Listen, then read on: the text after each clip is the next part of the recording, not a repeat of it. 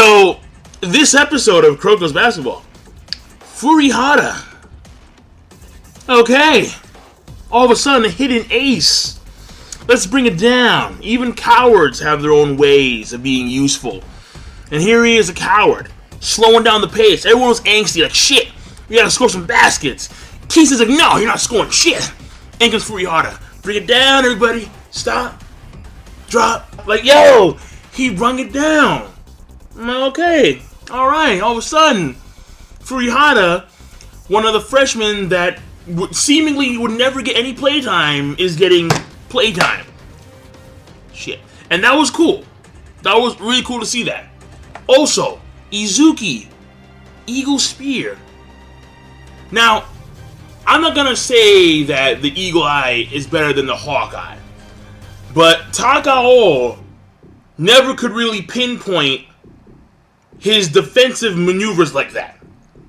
His passes were on point, but his defenses, I've never seen defense from the Hawkeye to that degree. Izuki busted his ass, and he was able to actually hit the ball. When Kasamatsu's in mid-drive, he just taps it like that.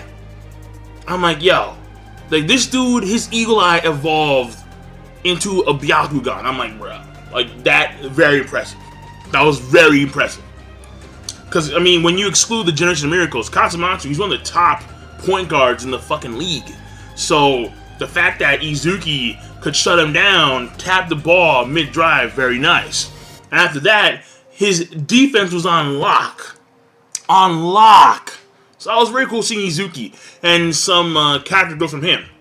And then finally, on the character standpoint side, people always doubted. And I'll admit too, I did doubt Kagami as well. Kagami, maybe he's not a gen, maybe he is a gen, we're not too sure. But according to Amine, the man's a gen. The man is on the same plateau as the Generation of Miracles. He just awakened his talents later on. He is the miracle that was not a miracle. That is Kagami Taiga. And here we have him just driving right by Kisei and dunking. I win. I was like, shit. Whoa. So, at this point in time, even though I'm pretty sure there are still some people who are on the fence with this issue or topic, let's just say, because Almine says so, it's the case. Kagami is Generation of Miracle level without requiring the zone. Now, that being said, overall, the animation I thought was on like the subpar side for the most part. Like there were some scenes that were okay, but the animation I felt could have been a lot better overall. Like to be quite honest with you, like for example, the scenes involving Akashi and Midorima in the last episode of the Shutoku versus Rakusan game. The animation was fantastic through and through. This episode could have been much better animation-wise. It really could have. When it came to the overall pacing, well, I think they're still in the first quarter. Because I forgot at what point in time he stops.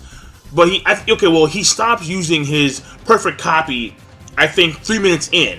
And he only has 2 minutes left. There's perfect copy. And they were up by like 13, 15 points. It was like 2-17 or something like that. I'm like, Jesus, like it was a huge spread. In comes Furihara. They're able to slow down the pace of the game, and they're able to actually coordinate their passes a lot better. In comes Izuki, because there was a one-on-one between on Seiren's end. You have Tepe against that center from Kaijo. I forgot what his name was. And on Kaijo's end, the one-on-one match they chose to go up with was Izuki and Kasamatsu. Now, I can't say that the center from Kaijo isn't good enough to shut down Tepe, but when it comes to Katsumatsu at the beginning, he did shut down Izuki quite hard, and even got past Tepe. So next time round, Izuki comes with the Eagle Spear. Very nice. So on that point, I think Seiren has the edge, because at this point in time, I think Tepe can still outdo the center of Kaijo.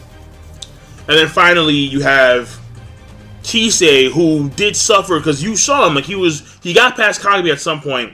He was going for a shot, but his knees buckled. And then Kagami blocked the shot. So he is suffering the effects of the perfect copy this early in the game. And he did use it for 3 minutes straight. Let's keep it real here. But Kagami, nah, he's good to go. He drove right past Kisei, dunk. So it looks like even though the momentum initially was pure Kaijo, it looks like it has now shifted in Seiren's favor completely. So that being said, overall, because the episode, again, is very simple.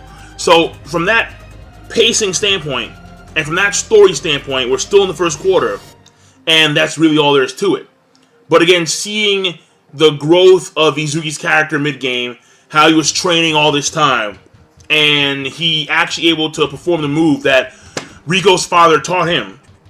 Furthermore, Furihara, that's big, because he's, aside from Kagami and Kuroko, who are like bona fide, well, compared to like the regular Joe, the average Joe, they're bona fide gods on the court.